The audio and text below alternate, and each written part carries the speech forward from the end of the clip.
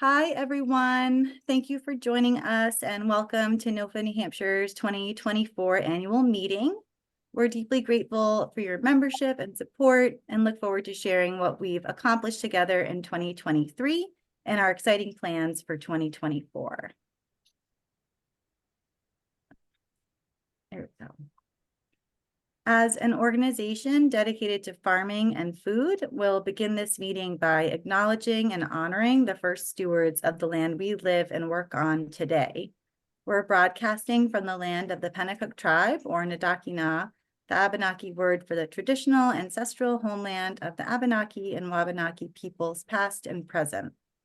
We acknowledge and honor with gratitude the Alnobak people who have stewarded this land and its waterways through the generations. Thank you. Thank you again for taking the time to celebrate the organic farming community with us this evening. My name's Nikki Kolb, and I'm NOFA New Hampshire's Operations Director. Before we dive in, I wanted to share that this meeting is being recorded and will be distributed soon. We're happy to take questions along the way in the chat, and we'll ask for more direct feedback later in the meeting when we discuss policy and some shared priorities. So let's get started. We have our agenda up here on the screen. We're going to talk about our 2023 impact report. Our board treasurer, Joyce Ford, will discuss our treasurer's report. We'll discuss some activities for 2024. Our board secretary, Edith Pucci Couchman, will discuss our bylaws and some updates. And our board president, Julie Davenson, will discuss our policy updates and solicit feedback. And then we'll close for the night. All right, let's talk about our 2023 impact.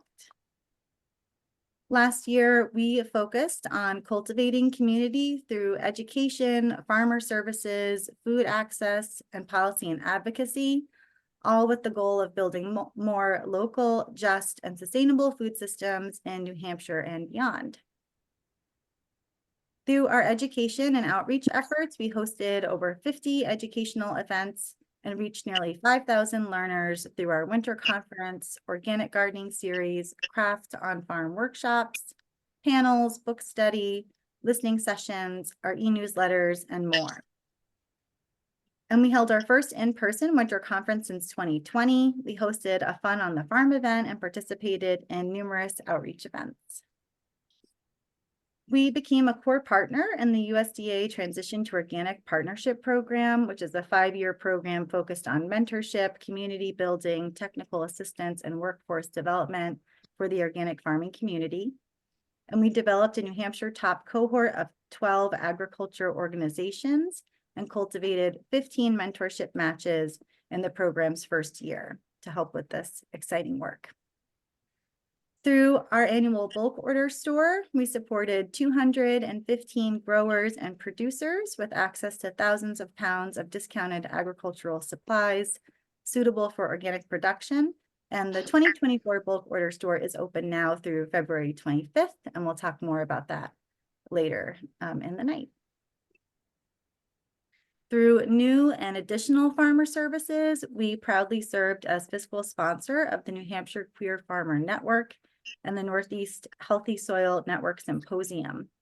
We launched a farmer relief fund and distributed nearly $29,000 in grants to farmers impacted by extreme weather in 2023.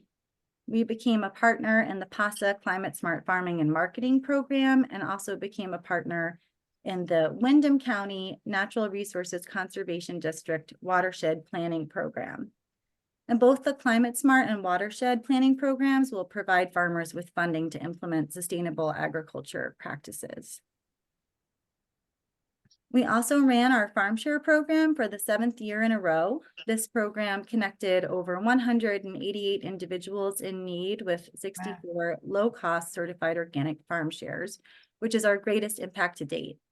We raised $33,000 to support the 2023 and 2024 farm share programs, and we're deeply grateful to all of our partners in the community who helped us raise those funds. And we became an AmeriCorps Vista host site to build farm share program capacity over the next several years. We also engaged in policy efforts. We advocated for NOFA's Farm Bill platform and hosted listening sessions with Congresswoman Custer and Senator Shaheen. We supported farmers and stakeholders to ensure uninterrupted organic certification services in New Hampshire, and we supported the New Hampshire Farm to School Local Food for Local Schools Reimbursement pilot program.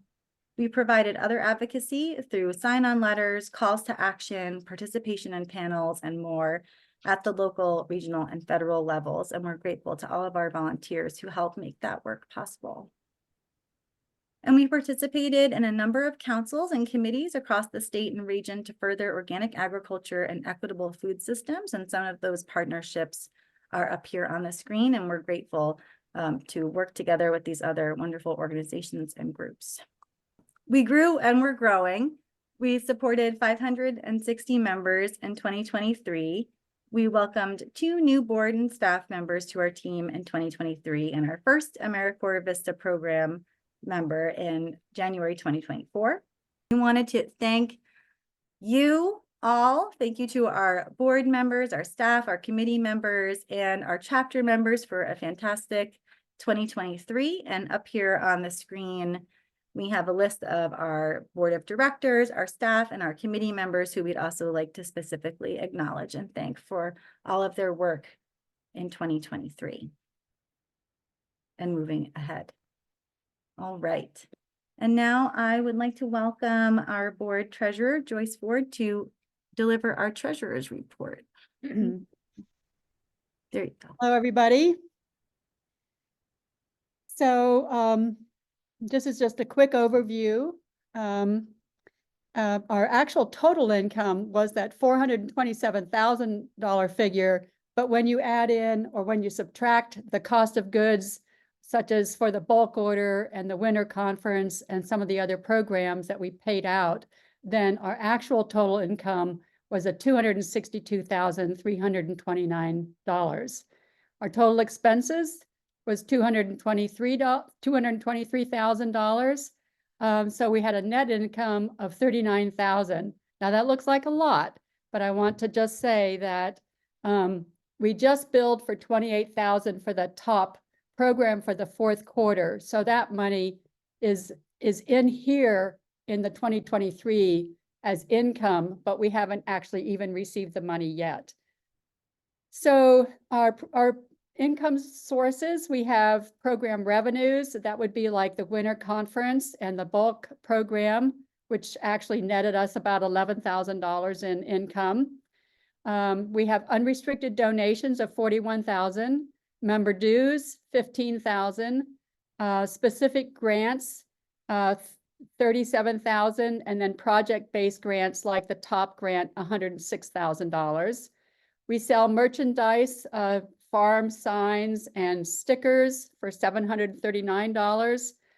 Professional fees, that was for the Climate Smart grant program of $5,200, and also the fiscal sponsorships that we help out. And we have designated giving. So when money is donated to NOFA New Hampshire, and it's specifically for, say, the farmer relief or the farm share program, it gets put into a designated category. And then when it is when we spend that money, then it's released into the general checking account so that our financial coordinator can pay the bills. So that was $91,000. So next slide, please. Some of the highlights for our expenses. The bulk order, as I said, brought in $96,000, but the items actually cost $85,000, but it actually brought us an income of $11,000. So I really encourage people to get out there and order your supplies for this spring so that we can make a little bit more money for NOFA this next year. We actually brought in more donations for the farm share program than we anticipated. So we were able to increase the number of, I think, recipients. And I think we were also able to increase the number of farms too that we were using. The Farmer Relief Fund, that was I don't know, most of you would remember we had some pretty severe flooding in the state of New Hampshire this last year from the weather. So Julie, our board president, thought of having donations to help farmer relief. So we ended up with a total of $28,000. You can see it was 28,875 that was donated and 28,867. The difference between that are the PayPal fees that we pay when people pay by PayPal. So we were able to help 11 farms this fall with some flood relief and other damage to their farms money. So that was distributed this fall already. I want to thank our committee. We meet monthly. Denise is our finance coordinator and she's very conscientious. Nikki, of course. Ken is our board member. Ken, can you raise your hand? I see yep, there's Ken. And Steve, who has been our past treasurer, is also a pretty valuable member of our committee. We meet monthly. We are working currently right now on the 2024 budget. And we develop and recommend policies that deal with finances to the board for approval. And we also have financial oversight over the accounts and things. So we have a pretty responsible committee, and I really want to thank people for your for all the work that you've done this year. Thank you. I think that's it for me. Awesome. Well, thank you, Joyce, for everything you've done, and thank you for sharing all of that with us. I'm going to just fix my screen here so I can see my slides. All right. That's wonderful. Let me see, there's something in the chat. Thank you, Joyce. Julie also acknowledged Shoshi for all her help with the Farmer Relief Fund. Thank you both for all you did. And now we're going to talk about what's next in 2024. All right. Great. There we go. Okay. Coming up very soon, NOFA New Hampshire's 22nd Annual Winter Conference. If you haven't registered yet, please do. We'd love for you to gather with us for over 25 workshops, roundtables, community activities, our Green Market Fair, a keynote address by farmer, educator, and author Philip Ackerman Leist, and so much more. This event is coming up next weekend on Saturday, February 10th, and it will be held in person at Southern New Hampshire University, which is in Manchester. And we have sliding scale tickets this year, and we also have low-cost scholarship tickets available. And to register or learn more, you can visit the link on the bottom of this slide on NOFA's website. Okay, as Joyce was mentioning also, we encourage growers of all scales to take advantage of the bulk order sale, which is going on now. You can save on organic farming and gardening supplies through February 25th. Bulk order products include soil amendments, potting soil and compost, pest and weed control products, organic cover crop seed, farming and gardening supplies, seeding, starting supplies, animal nutrition, and truly so much more. We also have a new pickup site this year in Winchester, New Hampshire, which creates additional access for folks in that region of our state, as well as growers in Vermont and Massachusetts. So we hope that you'll take advantage of this program. And if you've already placed a bulk order, thank you so much. We're continuing to offer farmer services through TOP, the Climate Smart, and the Watershed Planning Program in 2024. Applications are open for top mentors and mentees through February 29th. And we welcome you to join our monthly Farmer Roundtable as well, which is a virtual monthly meeting. You can visit the TOP webpage for application information, a calendar of upcoming events with our TOP cohort partners, and also other resources. The Climate Smart Farming and Marketing Program and the Watershed Planning Program will be seeking farmer participation soon. Farmers will be paid to implement sustainable agriculture practices through those programs. You can reach out to us via email for more details or sign up for our mailing list and receive more information from our newsletters. Our Farm Share program is open for applications from certified organic farmers now through February 18th. New this year, organic farmers with CSAs, farm stores, farm stands, and those who participate in farmers markets are eligible to apply. Previously, certified organic farms with CSAs were only eligible to apply. So we're excited to offer up this new eligibility and hope that more farmers across the state will be able to participate. We also will be opening applications for recipients in late February or early March. So if you check back to that website or again, join our mailing list, you'll get more information about those activities. And truly, there will be lots more in 2024. We'll be running our annual organic gardening series and craft on farm workshops again this year. We'll also be launching a new website, a new logo, and a new membership structure later in the year, and we'll continue to support farmers through any changes to organic certification in New Hampshire. We'll continue to advocate for NOFA's Farm Bill platform and other advocacy and policy activities, which Julie will share more about soon. All right. Thank you all so much. I just want to check the chat here. Thank you for putting that into the chat, Kyle. And now I'd like to introduce our board secretary, Edith Pucci Couchman, to share some more information about our bylaws updates. I'm not sure if I need to unmute you or there you are, Edith. Hi.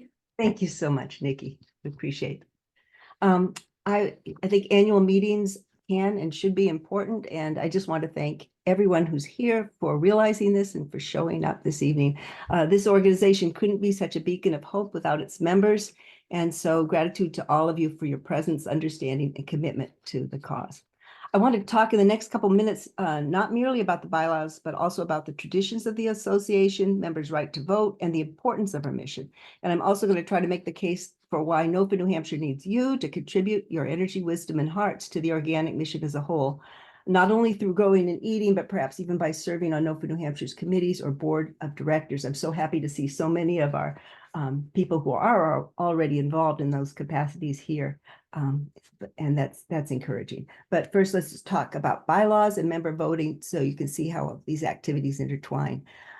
Sometimes an organization can take a misstep, and many current board members think that's what happened to NOFA New Hampshire in the spring of 2019. At that year's annual meeting, a major bylaws revision was endorsed by the membership that removed their future right to vote on issues and procedures involving the organization. That bylaws revision had already been passed by the board of directors the previous October, but it couldn't become effective unless a majority of the membership signaled their approval. As a result of this change, the board was no longer directly accountable to the membership regarding the guidance and activities of this organization. That same bylaws revision also formally transformed NOFA New Hampshire from a nearly 5-decade-old association of dues-paying members with voting rights into a 501(c) nonprofit charity, increasingly dependent for much of its funding upon large, sometimes opaque donors, including charitable foundations and corporate organic companies. Since then, efforts to restore members' voting rights have been growing. They've been gaining momentum, and the current board has attempted to revise the earlier bylaws to acknowledge that membership should indeed help direct the organization's activities and priorities. There are board members serving now who are very committed to restoring a balance of powers that's shared among membership, board, and staff. The board has followed legal advice and approved a lengthy process through which members can initiate and/or weigh in on resolutions and/or policy questions in future annual meetings. 15 members must sign a resolution before it's presented to NOFA New Hampshire. That's a reasonable number in my opinion. But then the proposed resolution must go through a very time-consuming and complicated process of review, possible revisions and notifications before finally being presented for both an in-person and online vote.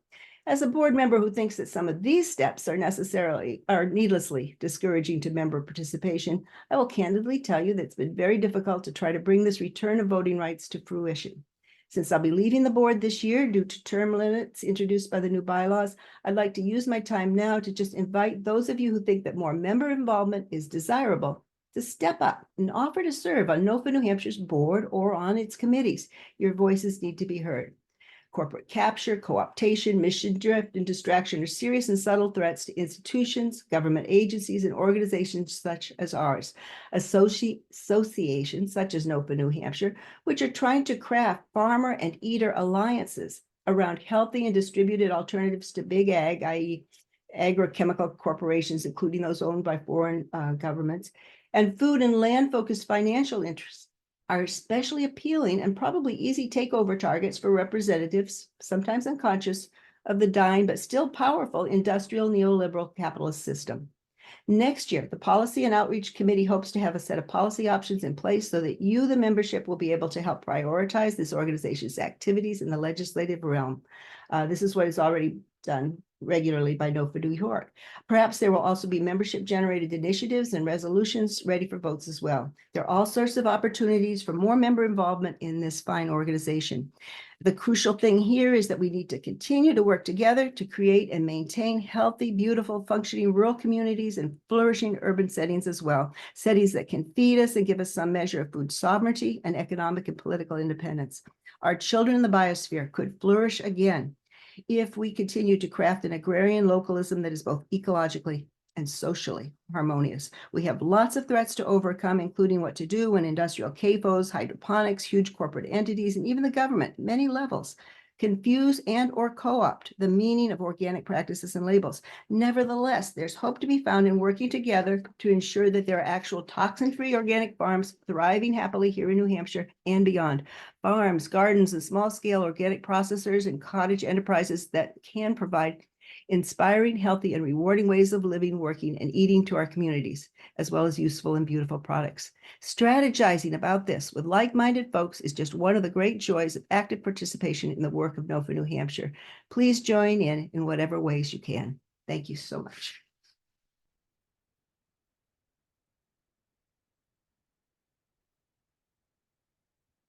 There we go. I couldn't figure out where to unmute myself. Thank you so much, Edith, and thank you for your inspiring words and call to action for our membership to join us more actively in this work. So thank you. And Edith has worked very hard on these bylaws, and we're excited to get to the next step in this process. So thank you.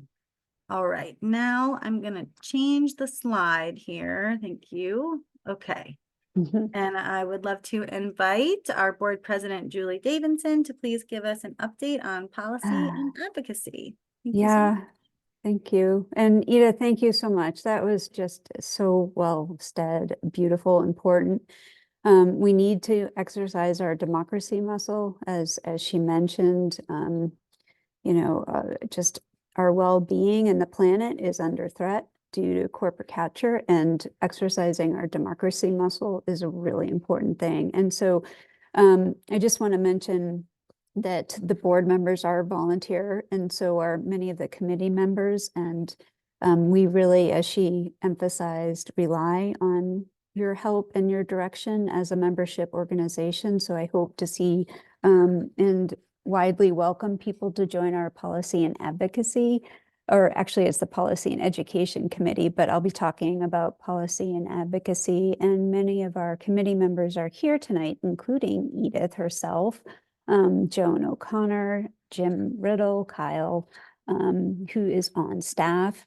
And as Edith mentioned, we're working more to have a more democratic style of governance throughout the organization on all the levels. So we welcome and need your help to make that happen. So I think we can move to the next slide. What I'm going to do is just do some highlights on the policy that we have been working on over the past year or so. And then what I really want to do is open it up for discussion, because ideally what we want to do is hear from you, both on the current legislative session and Farm Bill, but also going forward into next year. As Edith mentioned, our goal is to co-develop our policy platform next year with our membership. And so we'd like to start that process now, because the time to start writing LSRs and such is really almost at the end of this legislation session. So it seems early, but we need to get that process started now.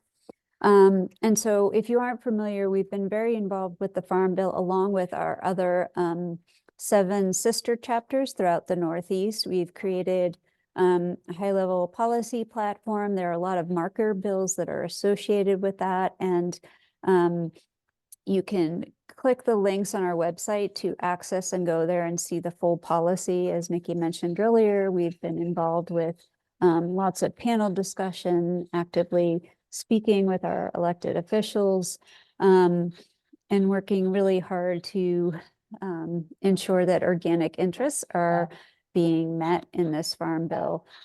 Two things that have come up recently that aren't directly related to the farm bill. One is a hydroponic letter that policy member Jim Riddle, who's been really active in advocacy for both on the state level and the national level, has written a letter. So I think that's available on our website as well. If not, we can make it available. But that's an important issue. Organic relies on growing in the soil. It's an important issue, especially for a lot of our small scale farmers. And up north, last June, the USDA announced a very large loan for hydroponic greenhouses. And many of our small organic farmers rely on growing greens in high tunnels in the winter here in New Hampshire. There's also blueberries. So, this provides causes many issues for our organic growers who are adhering and following the regulations. And meanwhile, organic or hydroponic facilities are able to use the label as organic and not, using the same growing medium, which is living, breathing soil. And then there's another one, reject false solutions. So if we go to the next slide, I'll give some more detail on that. This is something that we're still developing and taking action on. It's really multifaceted, and there's a lot happening on both the corporate level, on the Wall Street level, to really enclose and capture all of nature to monetize it. This happens in many forms, from carbon markets and offsets to a recent attempt of the New York Stock Exchange to create natural asset companies. And what this does is further concentrates wealth among the few and doesn't distribute the power and decision-making to the many. And so, and here in the North Country, one of the biggest carbon credit projects has been implemented in, I think it's the White Headwaters. It's listed on here. Yes, the Headwaters Working Forest, and it has displaced many foresters who were using that working landscape to make a living. And so it also brings up an issue of access, equity. So there are some links here. Hopefully this slide presentation will be made available on the website, so you can click to the links for further reading and learning, particularly a webinar series that NOFA New Hampshire did last year and this year, a two-part series on this subject. So if you go to the next slide. Is there the next slide? Yeah. And then on the state policy level. So these are the bills that we've been focusing on for this legislative session. And you can follow the links to each of them. There are actually a number of PFAS legislative issues, some of them quite alarming. So it's important to take a close look at that. And so we'll be following. You can follow bills using the Legiscan, following the link. And also submit comments if you can't make it in person for testimony. And we're tracking these bills and several others, and we'll be sending alerts, particularly the organic certification issue that has been a concern for many of our farmer membership. The Farmer Relief Fund, there is a bill in the state to create a fund to help farmers impacted by climate events this year. The Farm to School bill, the cannabis bill, which I would direct you to Jim Riddle again, who's on the call for that.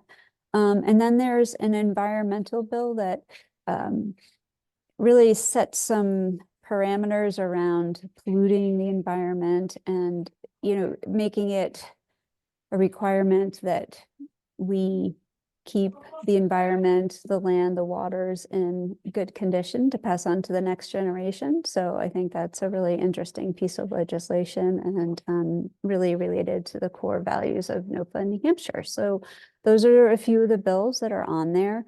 And I think we'll just now go to the next slide, which will bring us to an open conversation where we would just like to hear from all of you tonight.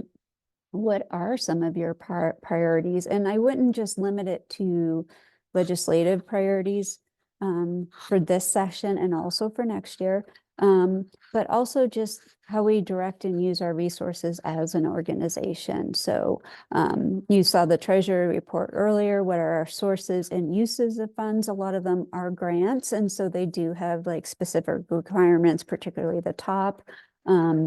And otherwise, we're doing a lot of fundraising to support this, and then also relying. I can't tell you how much this board puts in. I've never seen a board put in so much time and dedication. Like each of these board members, really work. I think, Joyce is working full time in the budget. So it's just kudos to this board. And we really want to have more involvement.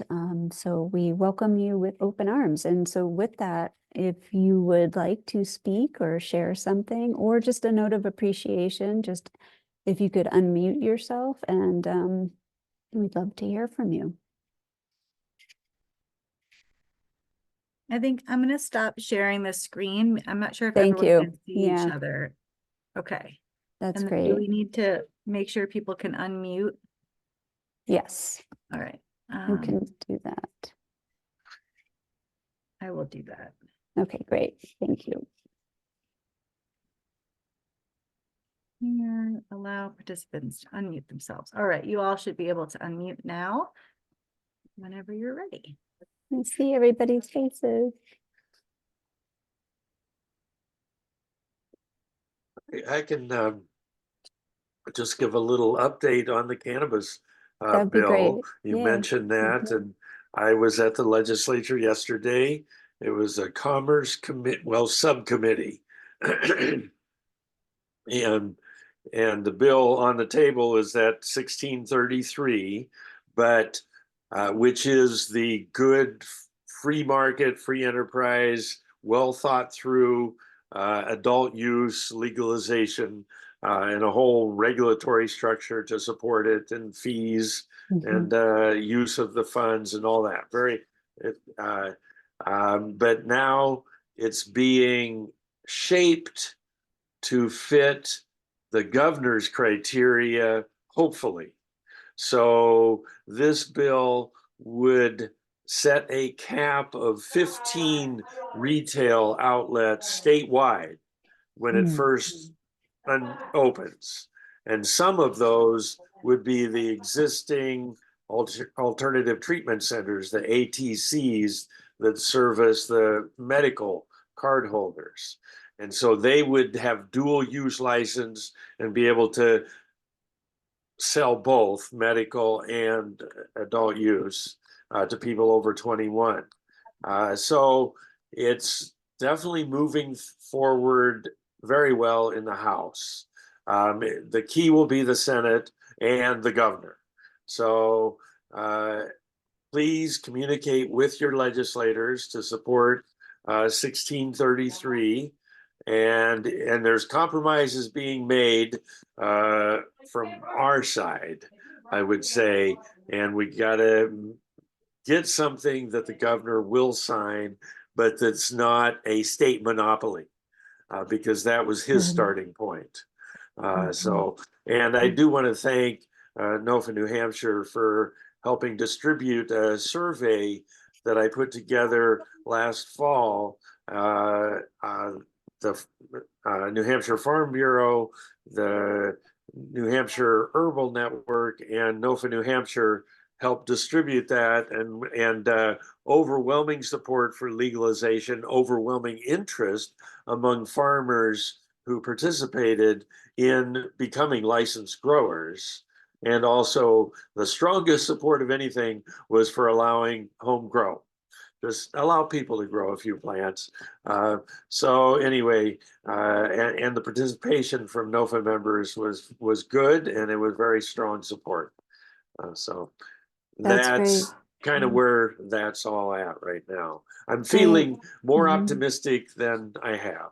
Great. Jen, could you just let people know, maybe put in the chat how people can get in touch with you if they want to learn more or get involved with that? Sure, I can okay. put my Yeah, email in. great. Yeah. And then we have a question from Ellen. So Ellen, feel free to unmute and share what's on your mind.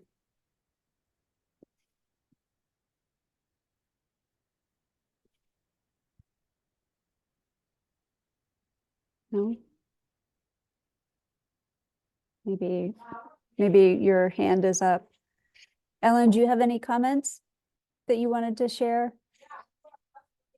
Okay.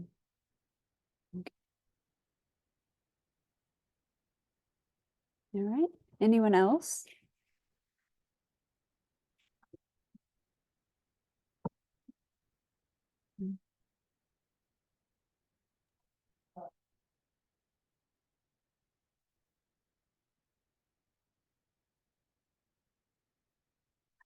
Okay, can Right, someone unmute. help? Great, her, There we Ellen, go. unmute, thank you. Thank you for typing that, Ellen. Okay. Oh, there we go. Yes. So I was wondering why you were saying things. So I'm aspiring to be someone who grows hemp, but not necessarily for medicinal and or you know, like CBD or anything like that, but more for you know, fiber and things like hempcrete Mhm. and insulation. Mm. And so I'm wondering where in any of the proposed legislation that might be included, or is it just not in it? Are we just only thinking of adult use or medicinal? Mm.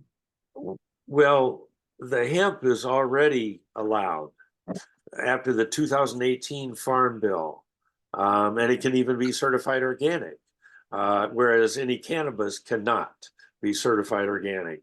But a lot of organic claims are being made, but that's a different issue. But no, and there'll be a session at the conference specifically on organic production of hemp. And Tanya White, I think, is the presenter. And yeah, there's a lot happening in that side of hemp. I was just in Minnesota, and tremendous things like hempcrete and fiber and oils and food products being done with hemp. But that's already legal. You just need, but in New Hampshire, it's not handled by the Department of Agriculture at the state level. You need to get a USDA hemp grower license. And to do that, you need to get fingerprinted and you need to get an FBI background check, and then to go through this online training and then set up a farm service agency number and file, and then you'll get it. But there's a lot of hoops. Thank you. That's great. Thank you, Ellen. Joan. Yes. Well, my thought is now that the legislature is rolling, we're seeing more headlines in the newspapers, you know, about what's going on in the region.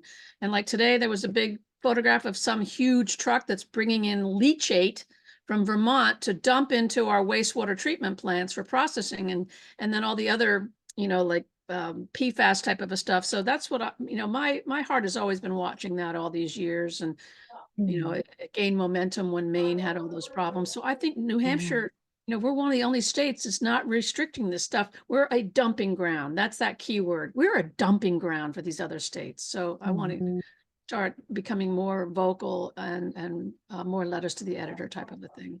Thank you. Yeah, great. Thank you, Joan.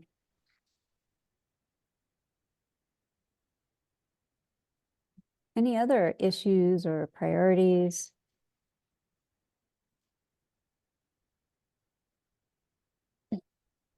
No, well, that's, I guess Sorry. we're on track. That's great. I was Yeah. just gonna add that if I know many of you probably receive our newsletter, but next week, I think the 6th, there will be an executive session for 2 of the organic certification bills. So if you want to write to members of the House Ag and Environment Committee about that, that's a great opportunity to make your voice heard again. Sorry, I just was toggling between the screens and lost you all for a minute there.